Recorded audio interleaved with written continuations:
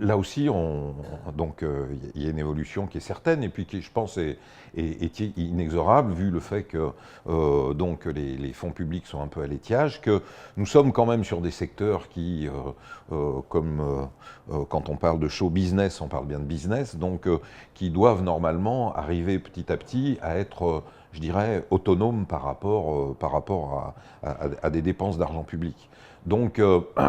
Au niveau des festivals, il y a de moins en moins de collectivités locales qui participent financièrement, hormis des contre-exemples comme beaucoup les Nuits de Fourvière, aussi un petit peu sur Jazz à Vienne, mais c'est une réelle tendance. Il n'y a qu'à voir d'ailleurs que Rock en Seine à Paris vient d'être acheté par un privé, on va vers quelque chose qui petit à petit va être une forme de privatisation des gros festivals.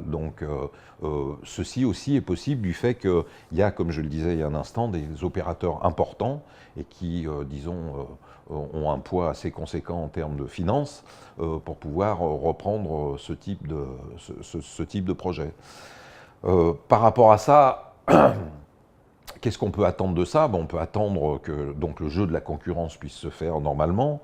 On peut attendre du développement, parce que je pense que il y a des festivals, et pas forcément à Lyon d'ailleurs, mais qui vivent un petit peu sur un acquis et qui vont être dans l'obligation d'essayer de trouver des nouvelles voies.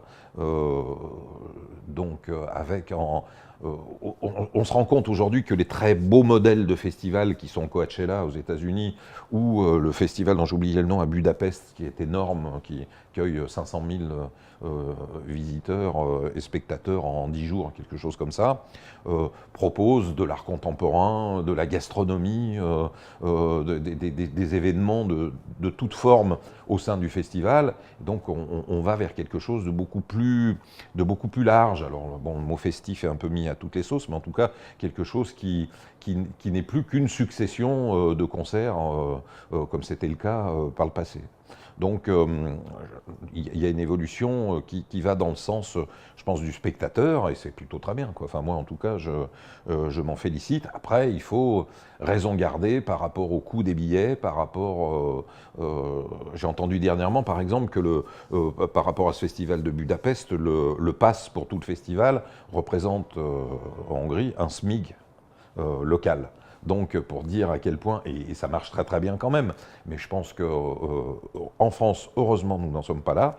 Je trouve déjà que le prix des places est relativement cher assez souvent, et nous faisons partie, il suffit d'aller sur Internet, quand on regarde par exemple le prix d'une place pour Metallica et qu'on regarde à l'étranger, on fait vraiment partie des pays qui sont les moins chers. Donc, ce qui veut dire aussi qu'il y a une vraie concurrence en France par rapport à l'offre culturelle dans son ensemble et musicale qui est gigantesque, et que donc, si c'est le public qui s'y retrouve, tant mieux.